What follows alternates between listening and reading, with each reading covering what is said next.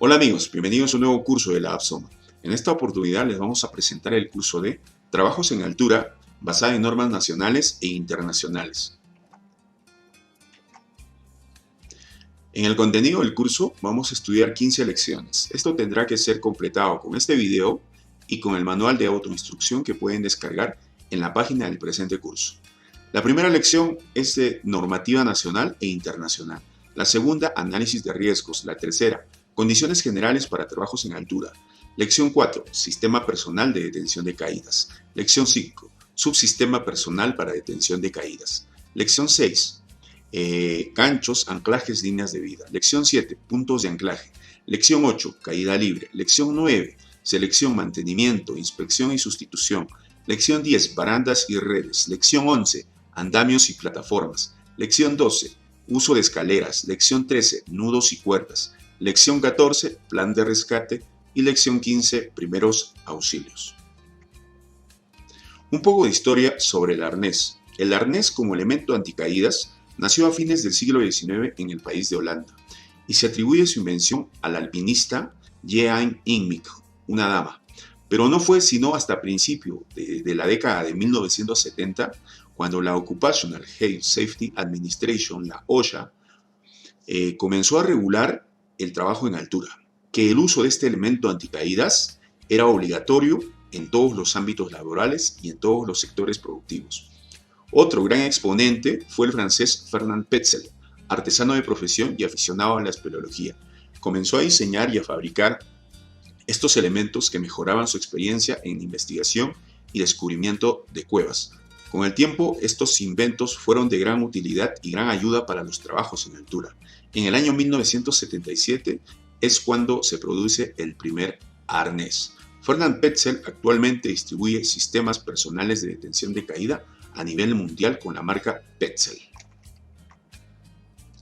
Almuerzo sobre un rascacielos. Esta fotografía pertenece a la historia, netamente también relacionada a las actividades de trabajos en alturas, ¿no? En esta fotografía se muestra a 11 trabajadores de la construcción almorzando, sentados en una viga con los pies colgando a más de 260 metros de altura sobre las calles de Nueva York. Esto fue durante la construcción del edificio RCA en el Rockefeller Center de la ciudad de Nueva York en el año 1932. En esta fotografía los trabajadores no tienen ningún sistema de seguridad ni arnés, por lo que la foto es un fiel reflejo de la situación laboral en Estados Unidos durante la Gran Depresión, cuando la gente estaba dispuesta a aceptar cualquier tipo de trabajo por llevar un pan a su mesa. ¿Cuál es el objetivo del curso? El presente curso define las metodologías y los controles para garantizar la seguridad de las personas cuando éstas efectúan trabajos en altura, así como también determinar las especificaciones, tanto técnicas y operativas, que deben cumplir los sistemas personales de detención de caídas, ya sean individuales, colectivos y en general cualquier elevación donde la caída potencial de 1,80 m sea posible. ¿Qué son los trabajos en altura? Se considera trabajo en altura a toda labor que se realiza por encima de 1,80 m, sobre el suelo o plataforma fija, pozos, voladizas, entre otros. Para todos los trabajos en altura, el trabajador deberá utilizar un arnés de seguridad o un equipo apropiado que evite posibles caídas. ¿Quién definió el 1,80 m de altura? La Administración de Seguridad y Salud Ocupacional de los Estados Unidos, en la norma OSHA 29 CFR subparte M del 500 al 503, define el uso del sistema de protección contra caídas a una altura mayor de 6 pies, equivalente a 1,80 m. El Perú toma como referencia dicha norma y lo implanta en los reglamentos específicos de seguridad y salud en el trabajo. Ejemplo, el Decreto Supremo 024/2016 del sector minería en el artículo 134. Del mismo modo, la norma técnica G050 en el apartado 20.1 y también entre otras normas específicas.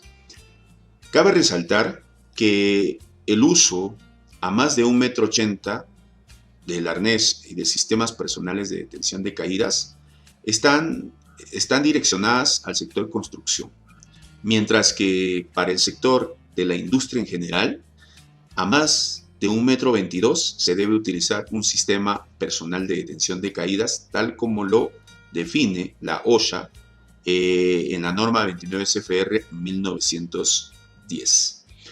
Pero nosotros, como Perú, debemos tomar como referencia solo el 1,80 m de altura. ¿A qué se considera un trabajo con riesgo de caída de altura? Una situación con riesgo de caída de altura o caída de distinto nivel es toda aquella donde el trabajador está situado en un lugar desde el que puede caer a una zona inferior. Pueden ser una situación de escasa altura, como también puede ser de gran altura. De escasa altura, como cuando un trabajador de un supermercado sube a una banqueta a reponer la estantería y pueda caer desde esa banqueta. O también de gran altura, cuando un trabajador sube a más de 15 metros a realizar una soldadura u otro trabajo, ¿no?, a esta gran altura donde la gravedad es mayor, mientras que la banqueta es menor. Normativa nacional e internacional. Para preparar este curso hemos profundizado, hemos investigado sobre estas normativas, referencias legales que tenemos, la ley 29783, que está sobre encima de cualquier otro reglamento de seguridad. En el Perú tenemos a su reglamento la 005, ambos con su modificatoria, el decreto supremo 024, que pertenece al sector minería también con su modificatoria, el decreto supremo 011 de 2019, la norma técnica G050, el decreto supremo 42F, seguridad en la industria, el decreto supremo 043 para las actividades de hidrocarburos, la resolución ministerial 111 2013, que pertenece al RECESATE, reglamento de seguridad y salud en el trabajo para las actividades eléctricas, ANSI Z359, todo el grupo de ANSI, American National Standard Institute, OSHA 1926-29 CFR, OSHA 29 CFR 1910 para el sector industrial en la subparte D y F, NFPA 1983, norma para las cuerdas de seguridad de vida y equipos de servicio de emergencia. Y también a la norma UNE EN 353-1-2002 y todo el grupo, ¿no?, porque son distintos grupos y seriado de esta norma del Comité Europeo de la Normalización Española. El alcance normativo, como podemos observar en la presente diapositiva, involucra que la norma OSHA es de uso obligatorio para los Estados Unidos de América, mientras que para el resto del mundo se toma estas referencias de manera voluntaria. OSHA 29 CFR 1910, subparte D y F, Industria General, habla de los requisitos mínimos que debe tener un colaborador o una actividad para realizar este tipo de trabajos de manera segura.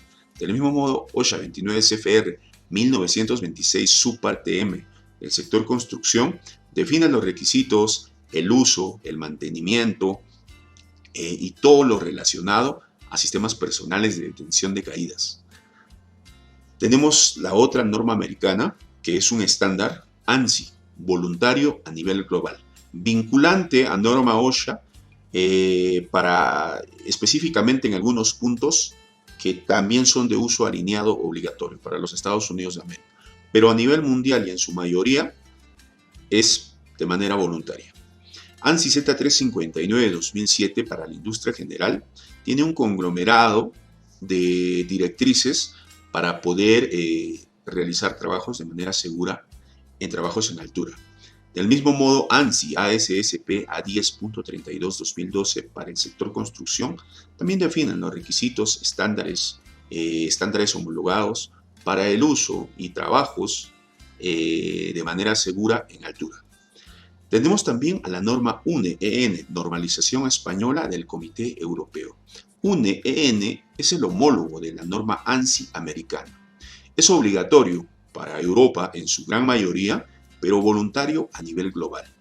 UNE-EN 353-1-2002 es uno de los ejemplos, porque también tiene un conglomerado de directrices para realizar un trabajo en altura de manera segura.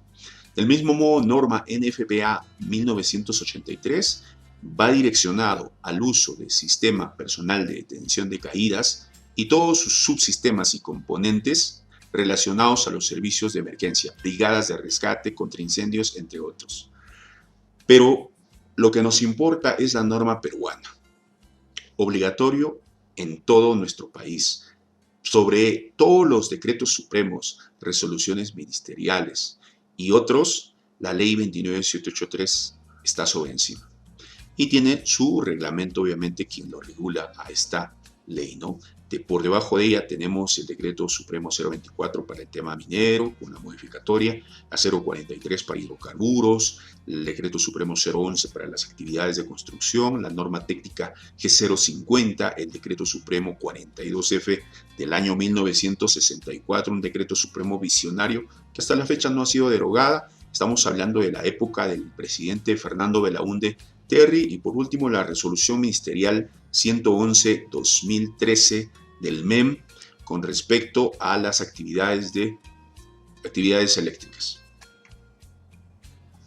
La norma OSHA 29 CFR 1926 y 29 CFR 1910 en las subpartes y subpartes definen todos los requisitos para realizar un trabajo en altura de manera segura. Habla de los sistemas personales de detención de caídas, los subsistemas, los componentes y también de protecciones colectivas. Es así que ustedes pueden ahondar más sobre todos estos apartados y subapartados de la norma para profundizar un poco más su estudio. ANSI tiene la sección de Z359, donde están todas las directrices para el uso de los sistemas personales de detención de caída, sistemas personales de protección colectiva y también para aprender de las buenas prácticas de seguridad que se deben realizar en trabajos en altura.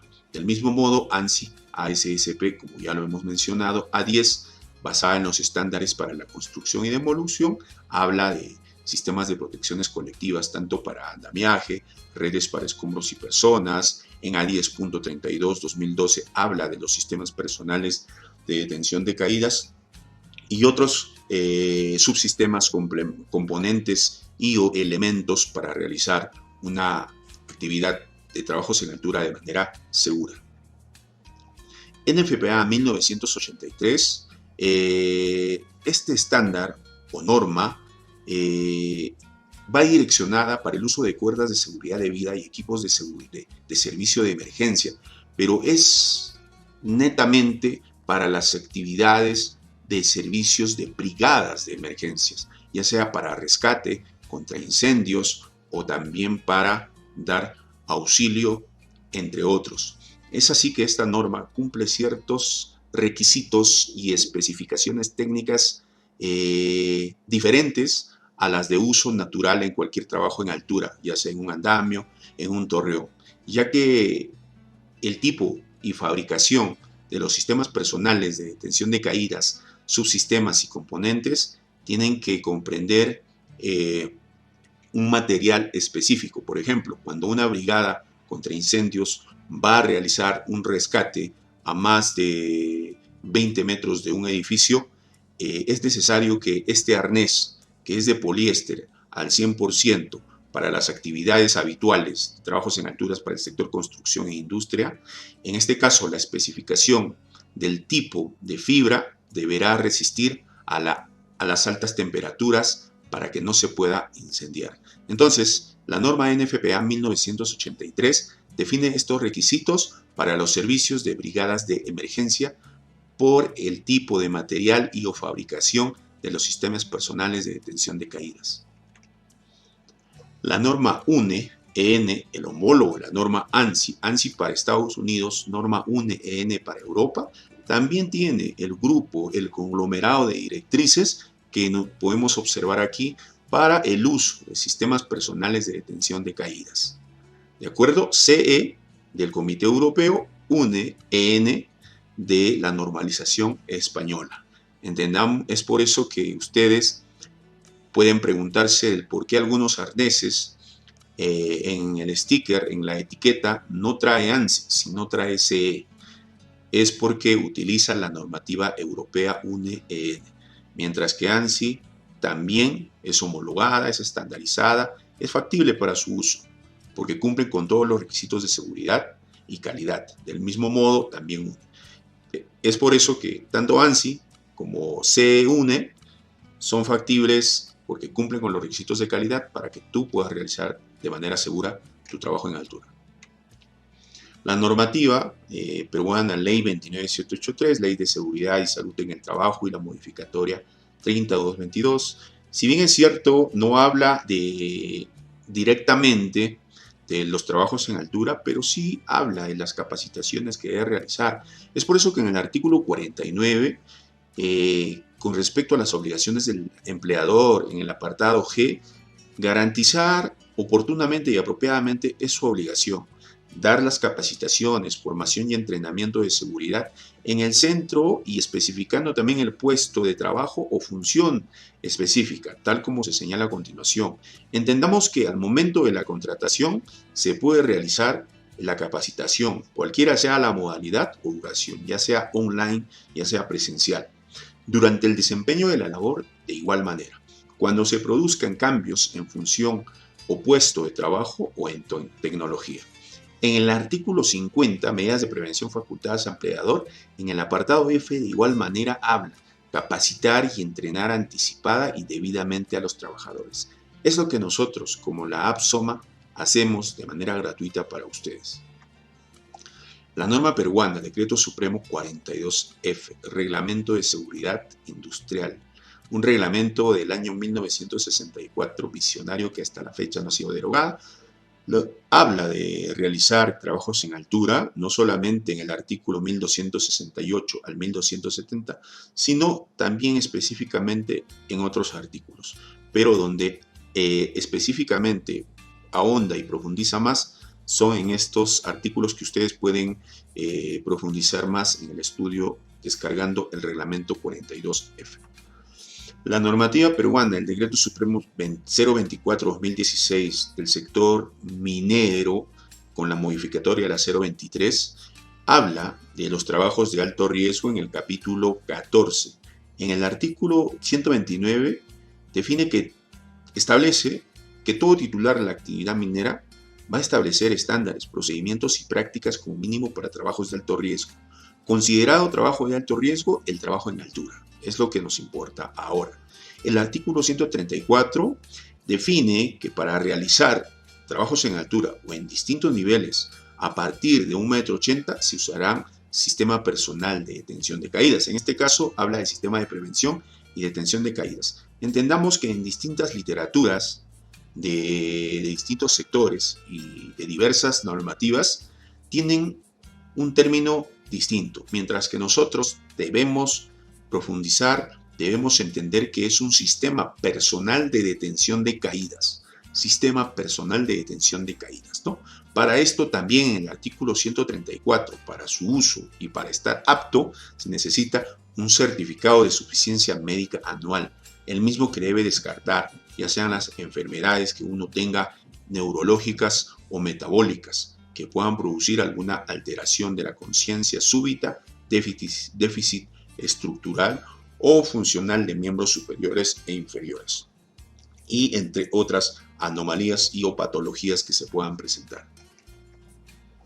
El Decreto Supremo 043 para las actividades de hidrocarburos habla en el artículo 58 provisión de correas o arneses de seguridad al personal. 58.1 habla del 1,80 m de altura para ser considerado un trabajo en altura.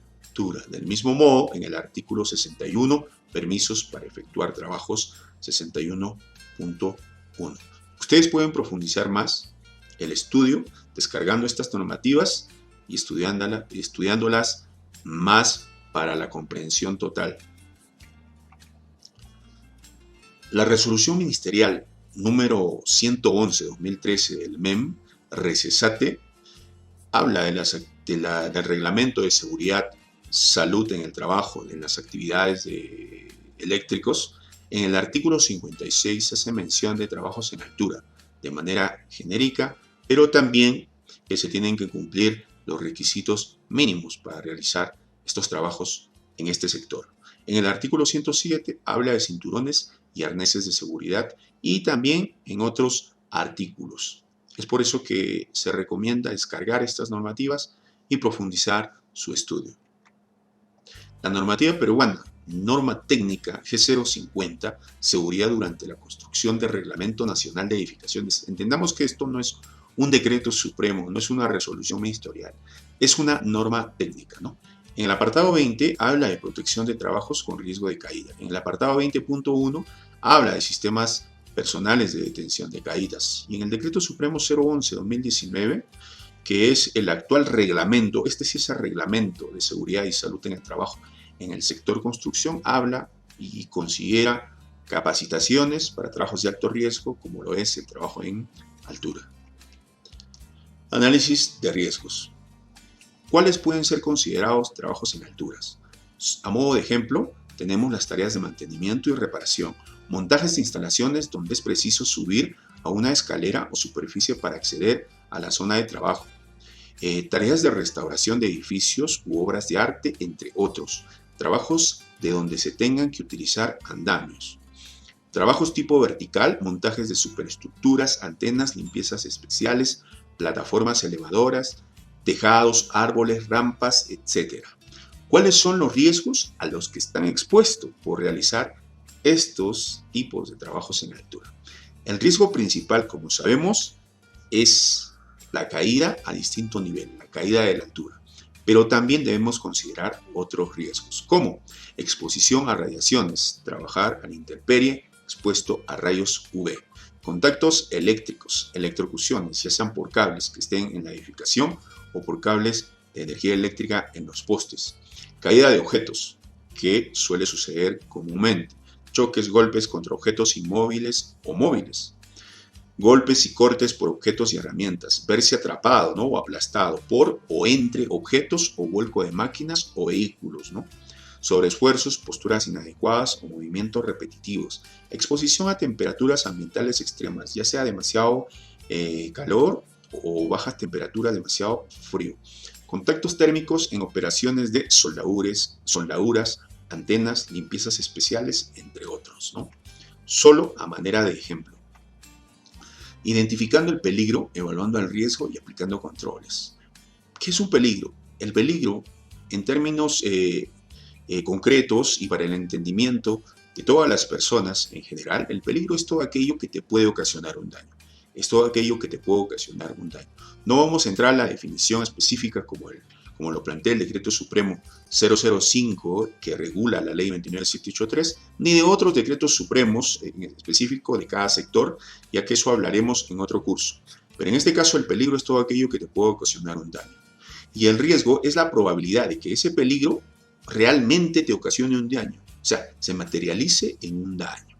¿Y qué es el control? El control es la barrera de protección, de prevención, para que ese peligro no pueda ocasionarte un daño. Es decir, me debo preguntar siempre, ¿qué me puede dañar en mi entorno de trabajo? ¿Qué puede pasar si es que eso me daña? ¿Y qué puedo hacer para que no me pueda dañar? Son las preguntas que nos debemos hacer para poder identificar el peligro, evaluar el riesgo y aplicar los controles. Como ejemplo tenemos, ¿qué me puede dañar? Trabajar en altura. ¿Qué puede pasarme? Caerme a distinto nivel. ¿Qué puedo hacer? Uso de arnés, sistema personal de detención de caídas. Energía eléctrica. ¿Qué me puede dañar? La energía, el contacto con esta energía eléctrica. ¿Qué puede pasar? Electrocutarme, una descarga eléctrica a mi cuerpo. ¿Qué puedo hacer para que esto no suceda? Debo aplicar un control, un lockout, tagout, loto, un control, un bloqueo de la energía. ¿Correcto? A manera de ejemplo. Medidas de control para trabajos en altura. Hablamos de 5 jerarquías que actualmente se utilizan en las praxis de gestión de seguridad en todos los sectores productivos de nuestro país y también en el mundo, ¿no? La primera es eliminar el peligro. En aquellos casos en lo que sea posible, se tienen que adoptar estas medidas necesarias para evitar el riesgo de caída de altura. Un claro ejemplo de esto es utilizar un control remoto para operar una torre grúa a distancia, sin la necesidad de que el trabajador pueda subir a la cabina y manipularla desde ella a una altura de 20, 30 o 40 metros. Entonces estamos eliminando la exposición a la caída de altura. Sustitución. Si no es posible su completa eliminación, deberemos plantearnos en segundo lugar la posibilidad de reducir sustancialmente la altura de la posible caída o la caída sobre elementos que la amortigüen para reducir su peligrosidad. En este caso, colocar en el perímetro de toda la estructura, de toda la instalación, redes de seguridad que van a mitigar y van a acolchonar la caída de altura con las redes de seguridad que hablaremos más adelante. Los controles de ingeniería van aplicados e incluyen instalación de resguardos y dispositivos de protección colectiva. Ya estos ya sean en la propia instalación, en maquinarias, entre otros, así como barandas, considerado también las redes de protección, considerado también los cercos perimétricos que puedan restringir la caída en altura. Los controles administrativos y o señalización van enfocados a la formación, entrenamiento y capacitación de trabajadores que están expuestos a este tipo de actividad y su exposición a la caída en altura, en los riesgos, y se tienen que adoptar medidas de control efectivas. También en este caso se van a implementar y efectuar procedimientos de trabajo seguro, estándares de seguridad, instructivos de seguridad, entre otros. Sobre la señalización de seguridad y salud en el trabajo, se debe proporcionar indicaciones, ya sean obligatorias, prohibitivas, de advertencia e informativas para prevenir los riesgos de caída en altura. Equipos de protección personal, por último. Estos equipos de protección personal contra caídas de altura son equipos destinados a ser llevados por el trabajador para la protección de uno o varios riesgos de caída de altura. Estos equipos deben formar parte de un sistema de detención de caídas. Entendamos, no es el sistema personal de detención de caídas, no es un equipo de protección personal. En este caso, como la jerarquía lo plantea, estamos mencionando equipo de protección personal. Pero el arnés, la línea de anclaje, la línea de vida o el punto de anclaje son considerados sistemas personales de detención de caídas, ya que un sistema comprende subsistemas y componentes, ¿no?, dentro de ello. Bien, aquí vemos la jerarquía de control que tiene 5 niveles. Entre ellos, siempre nosotros, por propia iniciativa y responsabilidad con el tema de seguridad, debemos empezar siempre en eliminar el riesgo, en eliminar el peligro, ¿no?, directamente para poder prevenir un accidente. Entonces, vamos a eliminar, en primer lugar, vamos a sustituir, vamos a aplicar controles de ingeniería, vamos a aplicar controles administrativos y o señalización, y también vamos a aplicar, por último, el equipo de protección personal. Se debe entender que eliminación, sustitución y control de ingeniería son los más efectivos, consideradas como barreras duras, mientras que administración y el uso del EPP solo van a mitigar y minimizar el daño, la lesión, y son menos efectivos, son barreras blandas. Aquí ustedes pueden observar un ejemplo, ¿no?, donde se determina la tarea, el peligro, el riesgo y qué medidas de control debes aplicar. En nuestro manual de autoinstrucción, ustedes de manera gratuita lo pueden descargar y profundizar y estudiar más a fondo. Examen de suficiencia médica. Es importante la mención del examen de suficiencia médica. Para realizar trabajos en altura, todo empleado debe someterse a un examen médico ocupacional para alturas a más de 1,80 m. Esta debe incluir una evaluación de suficiencia médica a los trabajadores específicamente que van a realizar este tipo de trabajo en altura, donde van a determinar ya sean las patologías neurológicas, en deficiencias ya sean físicas y o metabólicas, para que el trabajador no pueda tener otras condiciones contribuyentes donde quizá pueda ocasionarle una lesión. Por ejemplo, una persona que sufre de epilepsia, al no realizar un examen de suficiencia médica, esta puede que se dé cuando esté realizando un trabajo a más de 20 metros y que quede colgado y sin tener ningún conocimiento.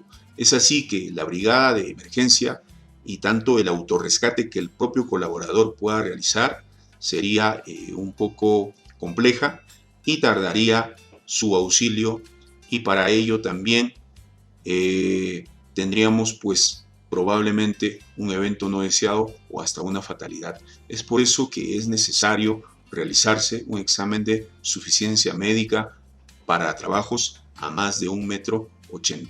Dentro de ello también corresponde como medida de control administrativa la capacitación, pero en específica tanto tiene que ser teórica y práctica. Todo el entrenamiento relacionado en esta actividad será realizado siempre por una persona calificada. Las personas que usan sistemas de protección contra caídas recibirán entrenamiento específico en el equipo que estarán utilizando. El entrenamiento debe incluir como mínimo, a manera de ejemplo y de referencia, la naturaleza de los peligros de caída en el área de trabajo, los procedimientos de inspección, procedimientos de ajuste, limitaciones de los sistemas de protección contra caídas, instrucción específica del sistema personal de detención de caídas que se está usando de acuerdo a las instrucciones del fabricante, física de la caída, cálculos de caída y tolerancias de la caída, selección de componentes, sistema de caída, rescate, y también debe estar incluido el autorrescate. Sistema personal de detención de caída o SPDC. Todos los sistemas personales de detención en caídas incluyen como mínimo 3 componentes o 3 subsistemas. Entre ellos están el arnés de cuerpo completo, como podemos observar en el lado B, el conector o línea de anclaje, que podemos observar con la letra C, y el punto de anclaje con la letra A. También se pueden incluir otros componentes o subsistemas que son complementarios a este sistema personal de detención de caída. Pero siempre debemos leer el manual de instrucción del fabricante y o consultar al profesional de seguridad, ¿no? O al ingeniero estructuralista que conoce más de este tipo de sistemas personales de detención de caída. El marcado y el etiquetado. Es así como se ve un marcado y etiquetado en una cinta de arnés. En cualquier arnés aparece este marcado de arnés de cuerpo completo. Los arneses de cuerpo completo llevan esta etiqueta y deben presentar como mínimo la siguiente información: el nombre, la marca registrada u otros medios de identificación del fabricante o proveedor, información respecto a la identificación del producto del fabricante, la que debe incluir el número de partida o serie que permita trazar el origen, el año de fabricación del producto, la identificación de la fibra utilizada como material de construcción. También debe incluir la información que establezca por medios apropiados el propósito deseado de cada elemento de fijación y especificación, identificando aquellos elementos que estén diseñados para ser utilizados como parte del sistema personal de detención de caídas. Otra advertencia sobre la lectura de la instrucción del fabricante: una marca especial que indique la argolla de fijación para la aplicación en detención de caídas. Se debe marcar una letra A sobre cada cinta de hombro bajo la argolla de fijación para la detención de caídas y sobre la cintura. ¿Cómo es el modo de colocación? Ya lo veremos de manera de ejemplo, y ustedes pueden observar ahora el etiquetado permanente de marcado de un arnés de cuerpo completo. ¿Y por qué aparece CEN? Porque pertenece y está aprobado por la normativa y estándar del Comité Europeo Normalización Española. Entonces se preguntarán, entonces solamente podemos utilizar arneses que digan con el estándar o estén relacionados con las siglas del estándar ANSI. No, podemos utilizar, siempre y cuando aquí aparezca ANSI, que cumplen con requisitos mínimos de seguridad y calidad. Del mismo modo lo cumple el Comité Europeo EN, no, con estos requisitos de calidad. y requisitos de seguridad. Es decir, que ambos, ya sea ANSI y CE de la normalización española EN, son factibles, son apropiados para el uso en todos los sectores económicos. Conceptos básicos. ¿Qué es un arnés de cuerpo completo? ¿Y cuál es su función? ¿Cuál es el objetivo de esto? Reducir el riesgo de lesiones al trabajador que cae, limitando la altura recorrida por el cuerpo, al reducir la magnitud y los efectos de la fuerza de frenado a un nivel tolerable para la salud e integridad física del trabajador. De esta forma, además, se garantiza una suspensión segura hasta el rescate. ¿Cuál es el propósito del arnés de cuerpo completo? Contener el cuerpo y distribuir apropiadamente sobre éste las fuerzas dinámicas de detención de caídas y las fuerzas de suspensión posteriores a la detención de caídas. El arnés de cuerpo completo no debe generar ningún riesgo suplementario y debe ofrecer un grado aceptable de comodidad. Debemos comprender dos puntos. A. El sistema personal de detención de caída debe estar configurado por minimizar la distancia de caída libre, prevenir el contacto con un nivel inferior, ya sea una plataforma o el piso, minimizar el potencial de balanceo o efecto pendular. B. Determinar la máxima distancia permitida en caída libre, la distancia de desaceleración y el factor de seguridad.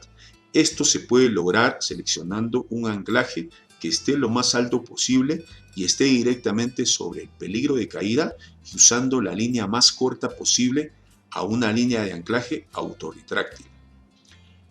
Como nota, los puntos de anclaje nunca deben estar debajo de los pies. El arnés de cuerpo completo, elemento de protección, valga la redundancia, que brinde el soporte necesario al cuerpo ante una caída, agregando que gracias a estas correas que se ajustan al trabajador, distribuye la fuerza de detención entre todas las partes superiores e inferiores, ya sea de los muslos, la pelvis, el pecho y los hombros.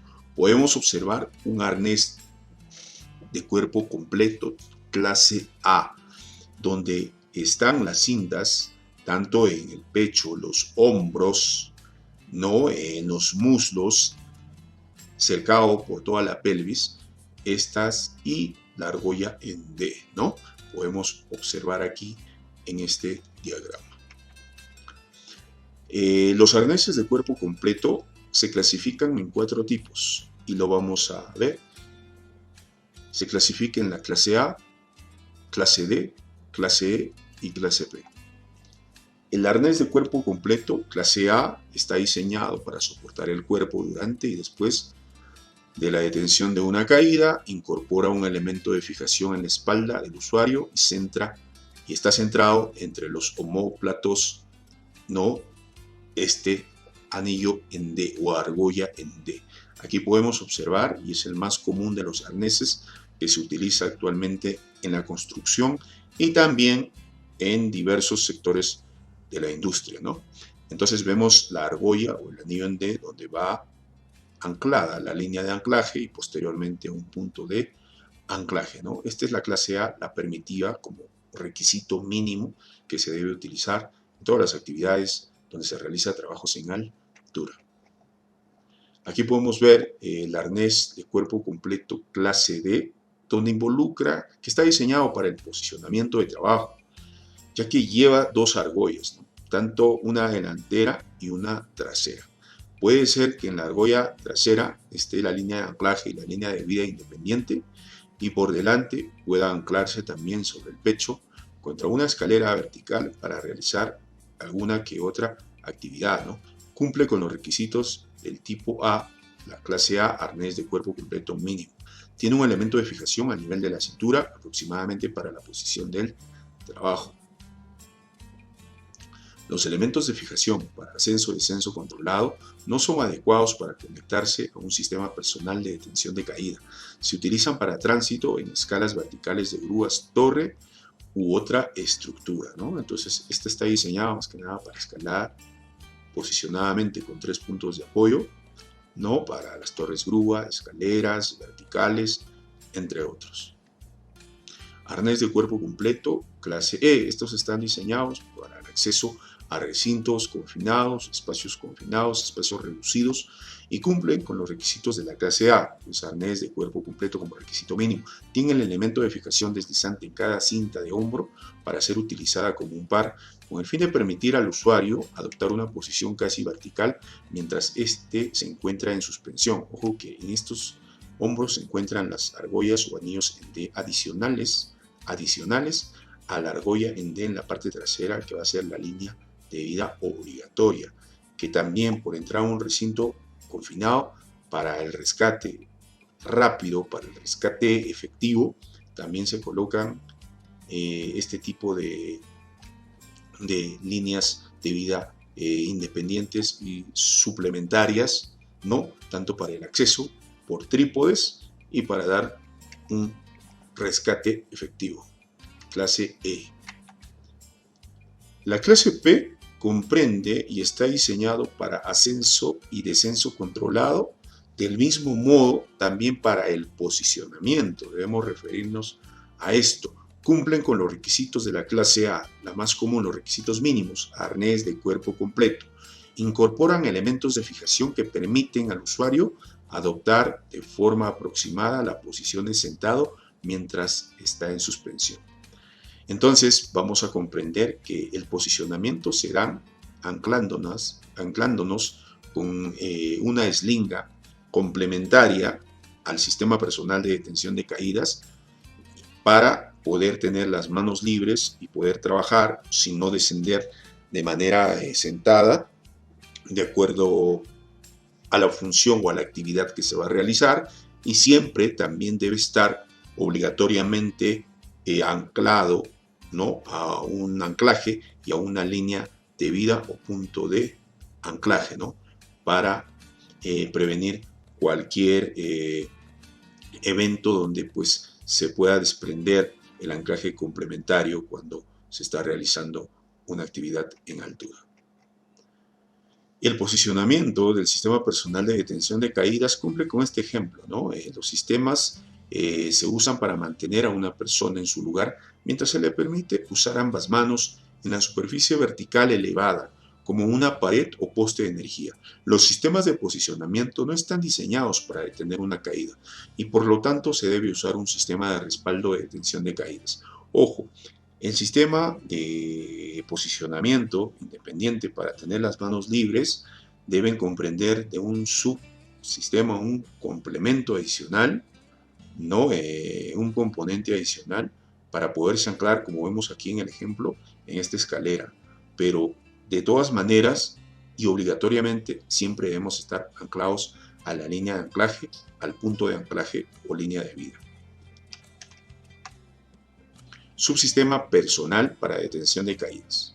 El sistema completo, como les había mencionado, cumple con arnés, el sistema de anclaje, ¿no?, la línea de anclaje y el punto de anclaje. 3 como mínimo, ¿correcto? Pero el subsistema, considerado un subsistema, es la línea de anclaje. Es lo que vamos a ver. Los subsistemas para detención de caída se usan para minimizar la distancia de caída libre y detener una caída a una tasa de desaceleración apropiada, o sea, una tasa de desaceleración menor. Incluye un dispositivo de desaceleración diseñada para limitar la máxima fuerza de detención en el usuario, equivalente a 1.800 libras o 820 kilogramos. Solo se debe usar un dispositivo de desaceleración en cada sistema personal de detención de caídas. No se debe acoplar absorbedores de impacto ni conectarse a líneas de vida retráctiles, ¿no? Entonces vamos a ver aquí. Es comprensible que se dan 5 tipos en base a un estrobo amortiguador de impacto, en base a una línea de vida autorretráctil, en base a una línea de vida vertical temporal, en base a una línea de vida vertical permanente y en base a una riel vertical. Entonces, el subsistema personal para detención de caídas comprende, pues, lo siguiente, ¿no? El estrobo amortiguador de caída, que va a desacelerar y va a menorar el daño a la distancia de caída, el punto de anclaje, el arnés de cuerpo completo. Lo que nos importa es este subsistema. Es aquí un mosquetón grande, estructurero, podemos referirnos a ello porque su uso es común y es más conocido. Subsistema personal de detención de caídas en base a una línea de vida retráctil. Tenemos aquí la línea de vida retráctil, este subsistema, que comprende la caja absorbedora de impacto, ¿no? El bloque absorbedor de impacto también para la desaceleración, ¿no? Para la caída en menor intensidad. Del mismo modo aquí, pues este es el dispositivo de detención deslizante en base a una línea de vida vertical, ¿no? Automáticamente esto se detiene cuando el colaborador pues pierde quizá el posicionamiento de los 3 puntos de apoyo, resbala y esto se bloquea automáticamente. Del mismo modo, tenemos en una riel vertical a base de una línea de vida permanente. En este caso, esta riel ya va diseñada y fabricada con la misma escalera, donde el trabajador va y solamente se ancla, ¿no? Y aquí está el dispositivo para detención tipo deslizante, ¿no?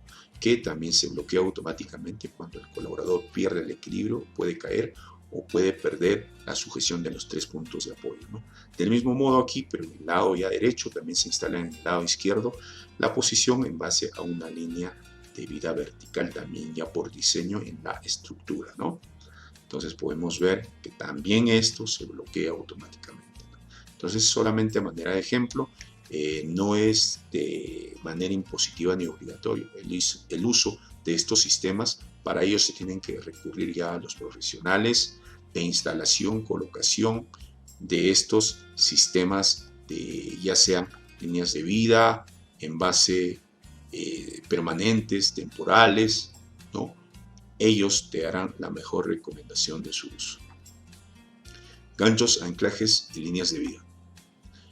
Como podemos observar, partes de una línea de anclaje comprenden que, como podemos observar aquí, comprende los ganchos pico de lora para el anclaje en anillo del arnés, donde va ya sea en la parte delantera, ya sea en la parte trasera, ¿no? En el anillo en D o argolla en D, lo que es con línea celeste. En rojo podemos observar los absorbedores de impacto que van a minimizar la desaceleración de caída de una persona, con rojo. Con verde podemos observar los ganchos o mosquetones para puntos de anclaje. El más conocido, el estructurero, que podemos ver aquí, mosquetones grandes, ganchos de anclaje, ¿no? Aquí tenemos uno pequeño que es usado para otras actividades. Del mismo modo tenemos aquí pues línea de acero para trabajos en calientes, trabajos donde el rozamiento y la fricción pues puede generar un corte o un calentamiento excesivo y puede ocasionar una rotura de esta línea de anclaje, ¿no? Entonces esto es de un estrobo de acero macerado para trabajos en calientes en altura, ¿no? Para soldadores específicamente. Y tenemos la línea de anclaje de poliestireno, ¿no? El poliestireno es un plástico que está diseñado por fibras para esta línea de anclaje al 100%, ¿no? Poliestireno al 100%. Los tipos de ganchos y anclajes, ¿no? Podemos observar aquí los mosquetones diferentes, desde el estructurero hasta el gancho tipo americano. Esto, según los nombres, pueden ser investigados y profundizados. Recuerden descargar el manual de autoinstrucción en esta página del curso. Líneas de anclaje con absorbedor de impacto. Podemos observar aquí estrobo con amortiguador de impacto, donde está aquí la caja absorbedora. Del mismo modo, aquí es doble línea de anclaje, ¿no? Con doble mosquetón, donde está el absorbedor de impacto. Del mismo modo, el absorbedor de impacto está aquí también para evitar minimizar la desaceleración de caída, ¿no? El estrobo corto y igualmente aquí está el absorbedor de impacto. Y también tenemos líneas de anclaje sin absorbedor de impacto, ¿no? Solo son cintas del material poliestireno, en este caso donde no llevan un absorbedor de impacto, y también de acero. En este caso es de nylon trenzado y aquí es de acero, estrobo de acero galvanizado. Líneas de anclaje autorretráctiles, como podemos observar aquí. Estos se bloquean cuando sienten una fuerza para lo que están diseñados de caída, donde automáticamente estos se detienen. Evitan que el trabajador pueda recorrer el camino, ¿no? Para poder colisionar, ya sea con el piso o el efecto pendular mayor con todo lo que está a su alrededor, ¿no? Y pueda evitar golpearse. Partes de un mosquetón. El mosquetón o gancho comprende de 3 partes. Uno que es el conector, el otro que es la puerta y la abertura. Debe considerarse, como podemos observar aquí en la foto, son las partes que tiene que, para abrir un mosquetón, un gancho de la línea de anclaje, doble acción de acceso. Quiere decir que por mayor seguridad, para que se pueda abrir esto, se tiene que bajar. En este caso se comprende aquí tipo un tornillo, un roscado, que es esta parte del seguro. Cuando te anclas, lo enroscas, ¿no? Y cuando te vas a desanclar, lo vas a desenroscar. Pero de igual manera, aquí tiene un clip, ¿no?, de vaivén que se va a cerrar automáticamente también para evitar que por casualidad se pueda aperturar, ¿no? En otros casos tenemos que se tiene que accionar primero esta parte de aquí, ¿no?, para que se pueda abrir la puerta. Si no aplastamos aquí, no se puede abrir la puerta. Es por eso que se necesita doble acción. Aplastas aquí y se apertura la puerta. Líneas de vida, ¿no? Las recomendaciones generales para líneas de vida es que deben ser cuerdas sintéticas o cables de acero. Las instalaciones de las líneas de vida debe realizarlo solamente personal calificado. Deben estar constituidas por una cuerda o un cable continuo y único. Cuerdas o cables deben ser resistentes y encontrarse en perfecto estado de funcionamiento, sin óxidos, sin soldaduras, sin picaduras. Los anclajes de instalación deben ser resistentes como mínimo 22 kilonewtons, equivalente a 2.226 kilogramos por persona asegurada. Ojo, que es independientemente. Las líneas de vida horizontales deben tensarse correctamente. El largo y la tensión de la línea de vida horizontal debe ser calculado y aprobado por una persona calificada. Las líneas de vida se deben ocupar por una sola persona a la vez, siempre y cuando éstas sean verticales, ¿no?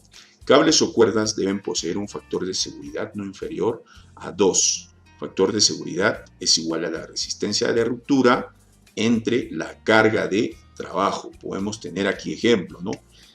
En la riel vertical, si es fija y cumple con los requisitos mínimos de resistencia, se utilizan para 1, 2 o 3 personas, dependiendo de la homologación que tenga su fabricación de esta riel vertical.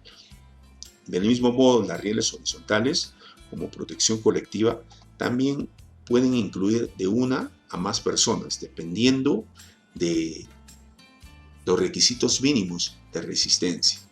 De igual manera, las líneas de vida horizontales, ya sea por cable de acero o por nylon o poliéster, se debe aplicar de acuerdo a los requisitos mínimos de resistencia. La línea de vida horizontal, de igual manera, lo deben especificar de acuerdo a los requisitos mínimos de resistencia. Líneas de vida con riel vertical y horizontal. Como podemos observar aquí, pues hay un trabajador y esta actividad es comúnmente vista pues, en los sectores portuarios, en los sectores logísticos, ¿no?, que trasladan containers. Es así que el trabajador sube por la escalera con el arnés de cuerpo completo, anclado a una línea de vida autorretráctil, ¿no?, con un deslizador horizontal. También aquí podemos ver como ejemplo una línea de vida horizontal aplicada aquí, ¿no? Una línea de vida ya vertical y una línea de vida horizontal, ¿no? Este bloque es autorretráctil. Si el trabajador pierde el equilibrio y cae, automáticamente se bloquea y evita que él pueda llegar al piso, ¿no?, o golpearse con algo y evitar lesiones graves, ¿no? Esta buena praxis del colocado de líneas de vida horizontal ya se viene realizando por empresas logísticas en el sector, en el puerto del Callao y también en operaciones mineras, donde se identifica que estas buenas prácticas son el reflejo del compromiso de la alta gerencia. Punto de anclaje. El punto de anclaje o de sujeción se utiliza para el sistema personal de detención de caídas y se basa su instalación en un componente, ¿no? El anclaje debe cumplir con los siguientes requisitos: resistir una carga mayor a 2.226 kilogramos, que equivalen a 22 kilonewtons por trabajador conectado, ser independiente de cualquier anclaje que vaya a ser usado para suspender o soportar plataformas de trabajo, ya sean andamios, plataformas móviles, escaleras, entre otros. Deben adaptarse al tipo de trabajo a desarrollar, a la instalación y a la estructura. Los sitios en los cuales se instalarán estos anclajes deben ser seleccionados ¿para qué?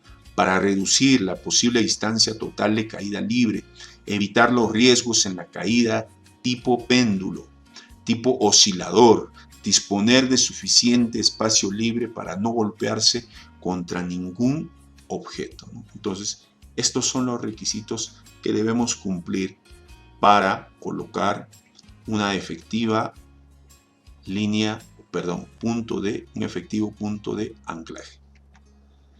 Elementos de conexión, vemos aquí conectores y puntos de anclaje que se utilizan comúnmente, ¿no? De cinta, de cable de acero, para tuberías, para techos, para vigas, tipo cáncamos, que van incrustados ya sea en el acero, ya sea en el concreto, pernos de anclaje en el concreto, que también se colocan en el acero, la argolla en D flexible, argolla D rígida, ¿no? Y debemos considerar siempre que no se deben seleccionar sitios para el anclaje en donde el trabajador labore por encima del punto de anclaje, ya que esto incrementa la distancia total de caída libre. Caída libre. ¿Qué es caída libre? Para poder determinar la caída libre, también debemos complementar con el cálculo de la energía de impacto. El trabajo en altura es considerado un trabajo de alto riesgo y es una de las actividades más peligrosas que existe en el sector construcción específicamente. El trabajador está expuesto a varios riesgos, tales como electrocución, quemaduras por calor, radiaciones, valga la redundancia, todos estos riesgos, pero lo que nos importa y lo que ha cobrado más fatalidades es el trabajo en altura y el riesgo de la caída. Es así que para hallar el cálculo de la energía de impacto es preciso identificar la masa total del cuerpo, la altura entre piso y cuerpo, la constante de la gravedad, que equivale a 9,8 metros por segundo al cuadrado. Es decir, que la energía de impacto es igual a la masa total de la persona por la altura donde esté realizando la actividad, por la constante de gravedad, que es equivalente a 9,8 metros por segundo. Es así como ustedes pueden hallar el cálculo de la energía de impacto. Factor de caída, importantísimo. El factor de caída en esencia, es el correcto anclaje del nivel superior a un nivel superior sobre la persona para minimizar la desaceleración, mitigar la distancia de caída de una persona. Es así que el factor cero, como podemos observar aquí, es la situación ideal, que el anclaje se encuentre sobre la cabeza del colaborador y un poco más, ya que en este caso de que se produjera una caída, se caería 0 veces la distancia que separa al operario del dispositivo de anclaje. O sea, no tendría ninguna complicación.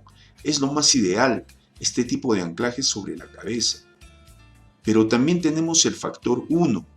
Y cuando sucede que tú te anclas a la altura del pecho o a la altura de la cintura, y es lo que comúnmente se realiza en todas las actividades de construcción, ya sea en la industria minera, sector industrial, sector minero. Esto es lo que más se ve en esos trabajos. Es decir, que en caso de una caída, la caída libre será de 1 más la distancia que separa del dispositivo, ¿no?, de anclaje del operario en el momento que se produzca esta caída. O sea, va a separar una talla más del cuerpo. Si este medía 1,50, se va a distanciar 1,50 más el efecto de caída hasta que se detenga, ¿no? Entonces, esto es lo que se practica y no es ideal. Solo esto se da en ciertos casos donde ya es imposible poder colocar sobre la cabeza y a una altura superior para determinar un factor cero de caída. Por ejemplo, en el tema de hay andamios que realmente pues en muchos casos no se puede agregar más cuerpos sobre él, porque el trabajador no puede subir sobre los brazos, conectarse como un hombre araña. Entonces se ve este tipo de prácticas. Es ahí donde podamos quizá colocar el punto de anclaje a la altura de la cintura y del pecho, pero no en todos. Y por último tenemos al factor 2, pero este factor 2 es lo que nunca se debe hacer y corresponde a un riesgo de tener una lesión grave el colaborador que cae cuando el punto de anclaje está a nivel del piso y que esté a nivel de los pies de donde se está realizando la actividad. Es decir, que el factor 2 involucra que la distancia de caída libre previa al frenado, la desaceleración de la misma, será 2 veces la distancia que va a recorrer del punto de anclaje. Quiere decir, si este medía 1,50 m, pues va a recorrer 3 metros hasta que se detenga, donde va a golpear con más fuerza y probablemente haya un efecto pendular de oscilación contra las paredes y se golpee con todas ellas y pueda generar lesiones graves. Esto es lo que no se puede permitir en ninguna actividad. Cálculo de espacio libre de caída. Podemos observar aquí que el espacio libre de caída debajo de un usuario para evitar colisiones con el piso o una plataforma o estructura es igual a la longitud del estrobo más la elongación del amortiguador de impacto más la estatura del trabajador más el margen de seguridad. Aplicándolo a este diagrama, esto de aquí, ET es la estatura del trabajador, LE es la longitud del estrobo y, EA, como podemos observar aquí, es la elongación del amortiguador de impacto, la caja absorbedora de impacto. Y MS es el margen de seguridad. Y LC, que es el espacio de caída debajo de un usuario para evitar colisiones con el piso o alguna otra plataforma, es esto. Y para hallar esto, se tiene que dar la suma de todos estos. ET más LE más EA más MS. Si una caída se detiene demasiado abruptamente, el trabajador puede sufrir serias lesiones, incluso fatales. Esto es el punto de anclaje, ojo. Está sobre el hombro, ¿no? Vamos a verlo. Vamos a ver esto de una manera más entendible.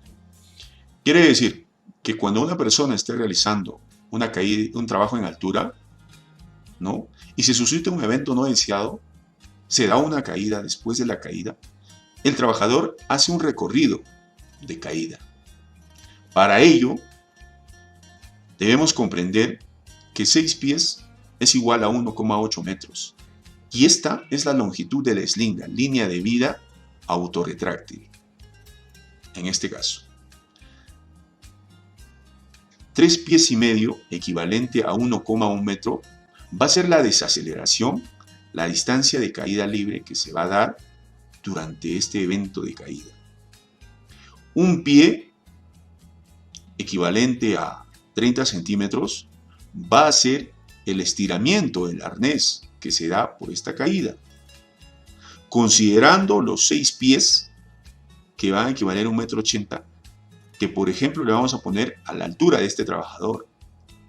5 pies, que equivalen a 1,5 metros, va a ser considerado el anillo en D del trabajador, o sea, el recorrido del anillo en D total del trabajador, o sea, el posicionamiento desde el anillo en D del trabajador hasta aquí, ¿no? El 1,80 m es desde la cabeza, pero el anillo en D comprende desde el hombre con el estiramiento, ¿no? De ahí hasta aquí, un margen de 1,5 m.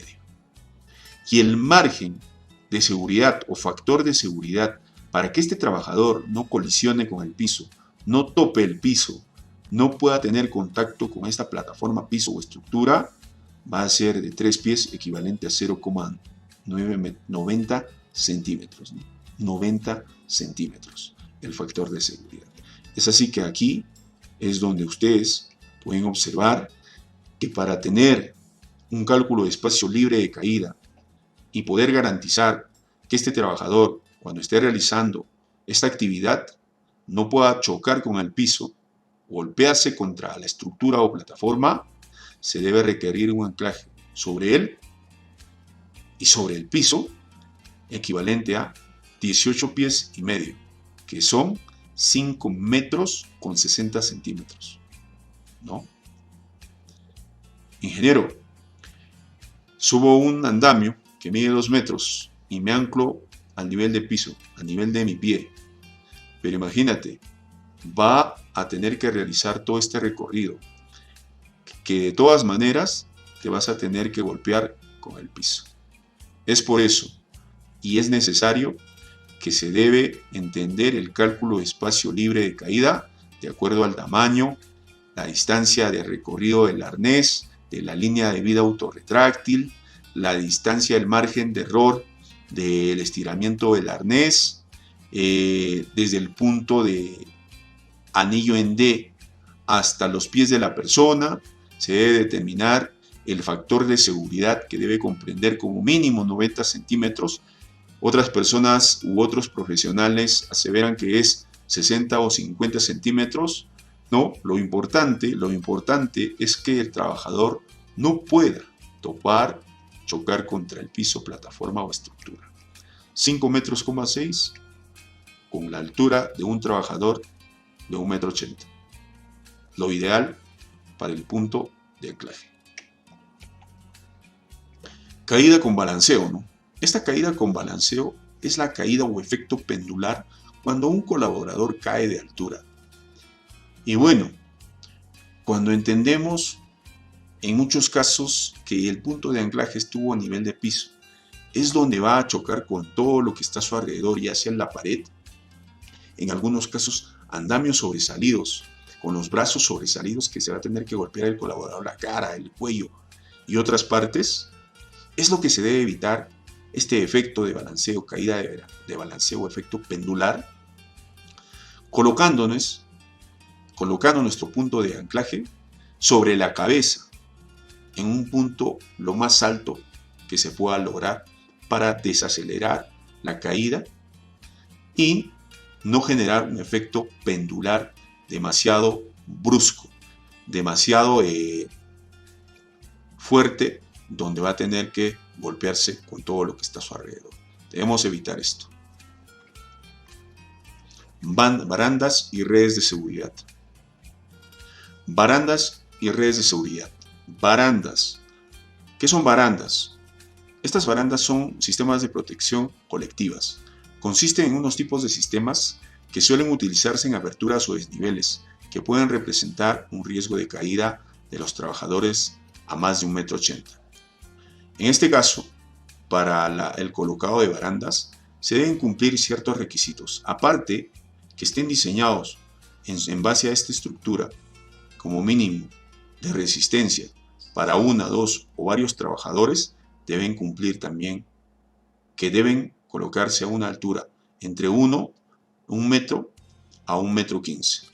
Algunos profesionales también recomiendan que se coloque a 90 centímetros de la plataforma, estructura o del piso, esta baranda, ¿no?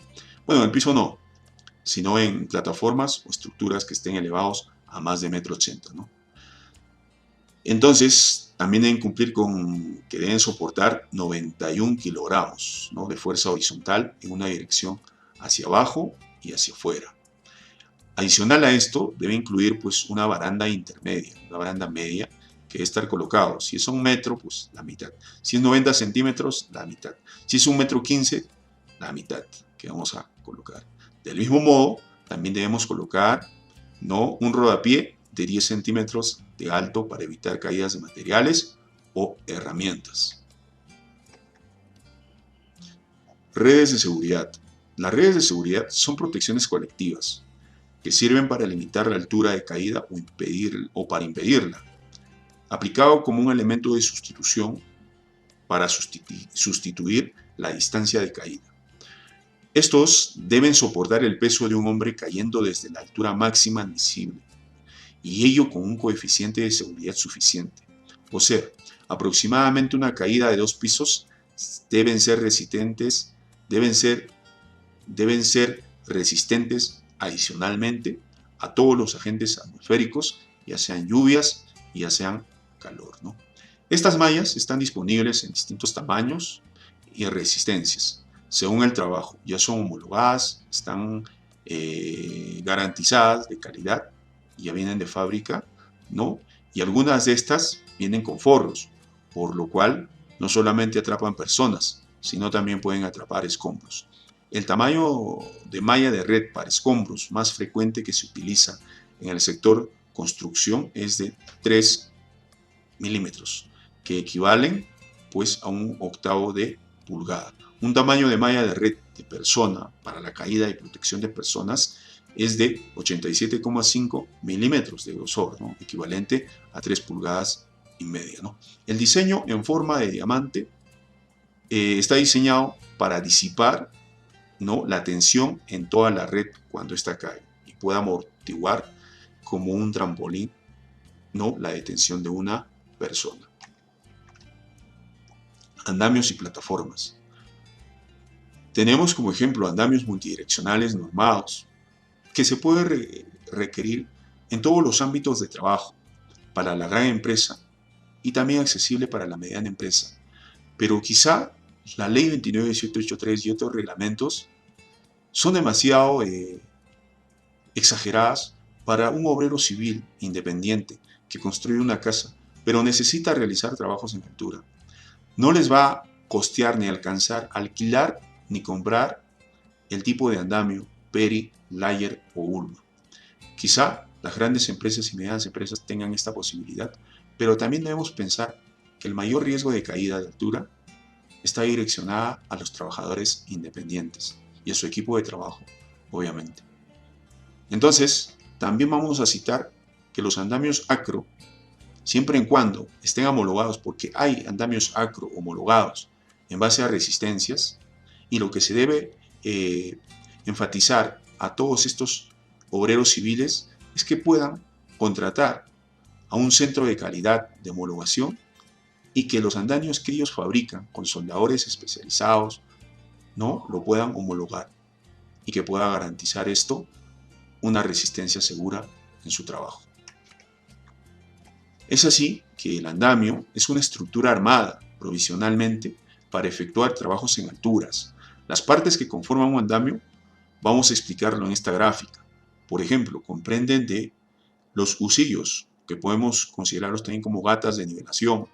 Todo esto debe colocarse en una plataforma estable, en un piso fijo, en concreto. Nunca puede ser en lodazal o desnivelado. Solo se debe colocar en un piso estable. Entonces tenemos los husillos, las gatas de nivelación, el soporte de iniciación, tenemos la escalera de acceso, las plataformas o bandejas metálicas que se puedan utilizar. ¿Qué más? Los rodapiés, la puerta que se tiene que cerrar cuando están realizando actividades y se tiene que abrir cuando el colaborador va a descender o va a acceder a él. ¿No? Los rodapiés para evitar que estos ladrillos, que materiales, que herramientas caigan a las partes inferiores cuando alguien esté transitando. En este caso se recomienda que nadie transite ni nadie pueda ingresar, y se debe cercar, delimitar el área, ¿no?, con señalización o barreras duras, efectivas, donde el trabajador no pueda violar este tipo de barreras. Es así que también el colaborador, al realizar este trabajo en andamio, debe utilizar su arnés respectivo. Y bueno, las barandas superiores, que tienen que ser de manera obligatoria, ¿no?, en todo el contorno donde el trabajador va a realizar. Independientemente a estas barandas, no garantizan una posible caída. Es así que el colaborador también debe usar a más de 1,80 m el arnés de seguridad. El andamio colgante, que también es usada en las actividades, ya sean de limpieza, de fachada, colocado de diseños exteriores, colocado de vidrios, de aluminios, entre otros, ¿no? Entonces, vamos a ver que esto comprende una estructura auxiliar suspendida a través de cables o cuerdas, ¿no? Cables o también cuerdas no verticales. Por medio de mecanismos de elevación se pueden encontrar andamios ya sean individuales o ya sean colectivos, donde involucran de 2 a más personas, ¿no? Tipo plataformas. El andamio colgantes son aquellos que se desplazan verticalmente, como ya lo he mencionado, por las fachadas mediante un mecanismo de elevación de descenso para descender, accionado manualmente, ¿no? Generalmente se utilizan en estructuras o edificios altos situados en las calles con mucha circulación o en otras circunstancias, ¿no? Que no es factible o económico erigir un andamio desde el suelo. Estas están suspendidas del edificio o estructura por medio de voladizos o lanzas, pescantes o grúas, ¿no? En este caso, estas son las estructuras de soporte, son pescantes, ¿no? Donde están los cables, aquí también podemos observar, y adicionalmente a esto deben tener pues su rodapiés y cumplir con las barandas rígidas según las especificaciones de resistencia mínimas del fabricante. De igual manera aquí, ¿no? Se tienen las barandas que están aquí, y del mismo modo se tienen los rodapiés para evitar caídas de materiales, objetos, herramientas a los niveles inferiores, que si están haciendo una limpieza de vidrios de un edificio, pues probablemente puedan saltearse, puedan violar el cerco perimétrico que se ha colocado en el nivel inferior y caerles en la cabeza. Andamio de caballete, que también es muy usado en la industria de la construcción. Entendamos que este andamio también se utiliza en minería. Mi experiencia me ha demostrado que no solamente la minería tiene las mejores prácticas de seguridad, también hay violaciones de las reglas, es por eso que se suscitan accidentes, pero también de manera segura utilizan este tipo de andamios. En algunas operaciones, no en todas. Es una estructura básica que posee un armazón y una plataforma. ¿No? Aquí podemos observar los caballetes que deben tener los requisitos de resistencia mínima para un trabajador como mínimo que debe utilizar para realizar una actividad. Del mismo modo, pues debe comprender cierta altura, ¿no? Que es máximo a 1 metro para utilizar este tipo de andamio caballete. Las plataformas elevadoras o móviles pues involucran también las que son elevadas manualmente o automáticamente, ya sean portátiles y móviles, y las jaulas de trabajo suspendidas que deben cumplir con todos los estándares pertinentes de diseños aprobados y los requisitos mínimos de seguridad, y deben estar bajo un programa de mantenimiento periódico y de inspección preoperacional. Todos estos registros de inspecciones preoperacionales deben estar ubicadas en un lugar visible del equipo durante su uso. Las personas en la canasta, en el canastillo de la plataforma, deben siempre y de manera obligatoria llevar un arnés de seguridad, unido a una línea de vida o un punto de anclaje apropiado ubicado dentro de la canasta. Es aquí donde vamos a colocar pues en las orejitas que se ubican en las canastillas. Por ejemplo, aquí podemos observar un scissor lift, y esto tiene sus orejitas donde se deben anclar, no el colaborador. Del mismo modo en este man lift, nunca el colaborador debe sobresalir, no, o debe divisar inclinándose sobre la canastilla. Siempre debe mantener una actitud segura dentro del canastillo.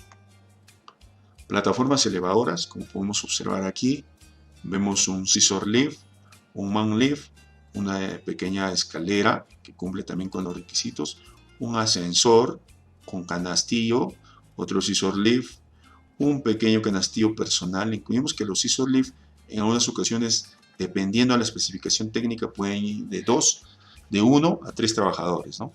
De igual manera, aquí podemos observar pues, otro canastillo de brazo articulable que también pues, cumple con todas las especificaciones técnicas según el diseño. Esto todo tiene su manual de funcionamiento y de seguridad que siempre el operador debe leer para comprender los peligros, los riesgos y qué medidas de control disponen estos equipos. Uso de escaleras.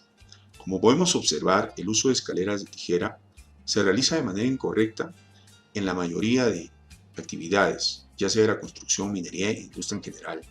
Entendamos que para la posición correcta se debe tomar como ejemplo esta gráfica, mientras que para la posición incorrecta debemos detallar los puntos que son las anomalías, los actos subestándares o inseguros que comete el trabajador.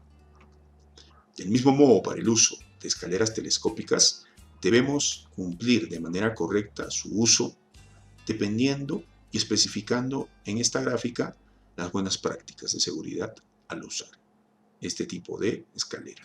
Y las malas prácticas que comúnmente se ven también en la industria, minería y construcción, se debe tratar de que estas prácticas incorrectas no ocurran en su organización.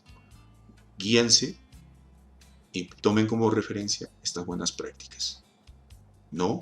Entonces, el uso de escaleras comprende este tipo de diseño, donde la separación desde el piso, desde la pared contigua al colocado de la escalera hacia las patas de la escalera deben comprender la cuarta parte de la altura total de la escalera, su distanciamiento. ¿Correcto? Si esta escalera mide 2 metros, tomaremos como referencia 50 centímetros de distanciamiento de la pared a las patas. Y debemos tener en cuenta que siempre, y es una de las buenas prácticas que se debe realizar, utilizar escaleras y que éstas estén diseñadas que puedan sobrepasar 1 metro, ¿no? Para que el colaborador pueda posicionarse, sujetarse y poder acceder a niveles superiores, o en este caso, poder tener equilibrio cuando realice otra actividad. Del mismo modo, las escaleras en tijera deben comprender siempre un tope, ya sea de cadena, de soga, dependiendo de la especificación del diseño del fabricante, ¿no? Y que estas, tanto la escalera telescópica como la tijeral, siempre se debe cumplir la buena práctica de los 3 puntos de apoyo. Nudos y cuerdas. Ustedes van a poder observar en nuestro manual de autoinstrucción, este curso, todos los nudos y cuerdas que se tienen a su disposición, ya sea los 9 en 8, nudo de pescador en doble, a manera de una buena práctica que se debe tomar en cuenta para realizar también trabajos en altura. Es decir, ustedes lo van a poder practicar con una cuerda, con una soga en su casa, detalladamente bajando nuestro manual de autoinstrucción. También podemos observar aquí nuestro manual de los nudos y cuerdas que ustedes lo van a poder desarrollar y profundizar y practicar, cómo se realizan más a fondo en nuestro manual que pueda descargar en esta página. Primeros auxilios. Para dar primeros auxilios cuando se evidencia pues, un evento no deseado de una caída de altura, siempre debemos pensar en la conducta paz. Siempre en la conducta paz. Debemos homologarnos solamente en estas premisas. Proteger, avisar y socorrer. ¿Qué es proteger? Que después de cada accidente puede persistir aún el peligro que lo ha originado, por lo que debemos tomar en cuenta que el lugar donde se ha accidentado algún colaborador debe ser lo más seguro posible, tanto para el propio accidentado y para ti o para tu equipo que va a ir a rescatarlo. Si hubiese algún peligro, debemos alejar al accidentado y también alejarte a ti mismo. Y si desconoces qué peligro ha ocasionado que este trabajador fallezca, siempre debes tener una observación minuciosa y si no tienes conocimientos de rescate ni de primeros auxilios, no debes atender a este accidentado, solamente comunicar al supervisor de manera inmediata. Primeros auxilios. Alertar. Después de haber hecho el lugar seguro para el accidentado y para ti, debes avisar al supervisor o al centro de control. ¿Qué debes indicar? El lugar del accidente, tipo de accidente, el número de heridos, el teléfono y nombre, y nunca debes colgarle. Primero lo deben hacer ellos cuando finalicen la toma de datos. Tercero, socorrer. Manteniendo la calma, solo manteniendo la calma, no debes mover al herido, a no ser que sea imprescindible. Solamente debes intervenir según los conocimientos que tengas. Siempre debes realizar una evaluación del accidentado, solo si tienes los conocimientos para hacerlo. ¿De acuerdo? ¿Qué es el síndrome del arnés? El síndrome del arnés, o llamado síndrome de suspensión ortoestática o síndrome de suspensión inerte, es el conjunto de síntomas y consecuencias producidas por la inmovilidad de una persona en posición de suspensión.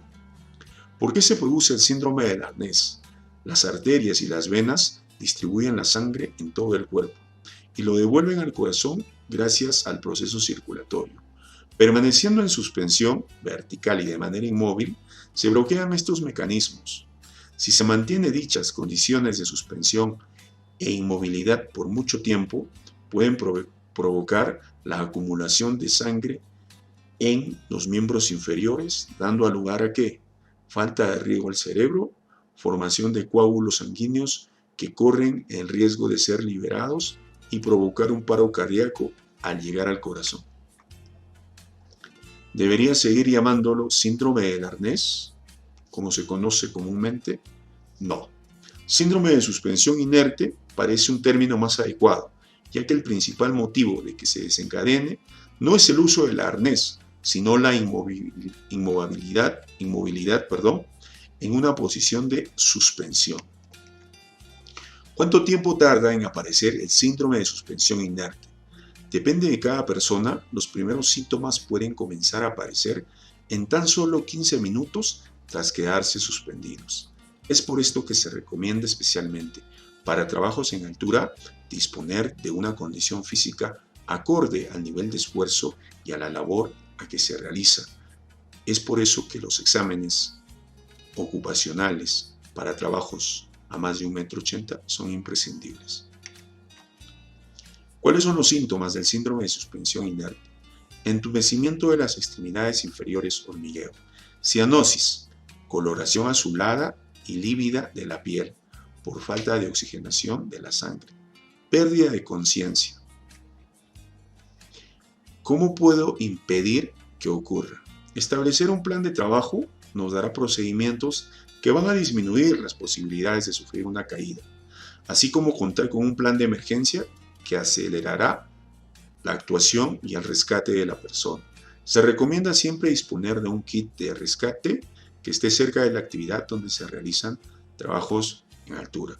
Usar un arnés y elementos de protección adecuados en cuanto a la labor a realizar y a su certificación ayudará a retrasar los síntomas del síndrome de suspensión inerte. ¿Qué debo hacer si sufro una caída? Los siguientes pasos son para una persona consciente. Son alternar los siguientes ejercicios, solo cuando es una persona consciente. Mantener la movilidad en los miembros inferiores, dar pataleos, ¿no? Tratar de liberar alternativamente la presión de las cintas del arnés sin soltarlas. Colocarse en una posición próxima a la horizontalidad para prevenir la acumulación de la sangre en las piernas. Soluciona el problema del síndrome de suspensión inerte. Las cintas antitrauma. Correcto. ¿Qué son estas cintas antitrauma? Son unas cintas delgadas que en caso de caída podrían servir para conectarse al arnés y tratar de cargar el peso sobre ellas. No se desaconseja su uso, pero lo cierto es que la situación preocupante es la que si un accidentado está inconsciente no podrá hacer uso de ellas. Es por eso que las recomendaciones anteriores son más importantes que el uso de estas cintas antitrauma, que no se descarta obviamente. Si tienes los recursos puedes acceder a ellos. Uso del arnés como un ejemplo 1 para una persona que tiene un peso un poco elevado, ¿no? Y como da el ejemplo, pues aquí del paso 1, el colocado tipo chaqueta en el paso 2, ¿no? El aseguramiento en el pecho, el aseguramiento en los muslos, el ajuste en estos muslos que no deben ser más de 2 o 3 dedos de los muslos, no debe estar ni tan ajustado ni tan flojo. De igual manera aquí, el colocado y posicionamiento en el pecho debe ser a la altura del pecho, todavía está terminando el colocado, y como les dije, esta práctica de la prueba de que no esté muy flojo ni muy ajustado, ¿no? Ingresar la mano entre la cinta del arnés y el muslo. De igual manera, en el uso del arnés, vamos a ver el ejemplo 2, donde podemos visualizar, pues, aquí, cómo sostiene el arnés, cómo empieza a retirar de aquí de las correas, el colocado en chaqueta, la sujeción en los muslos, el conectado en el pecho y el ajuste adecuado. Como les dije, siempre de 3 dedos o toda la mano se debe ingresar, pues solamente, pero hasta que entren los 3 o 4 dedos entre la correa y los muslos, ¿no?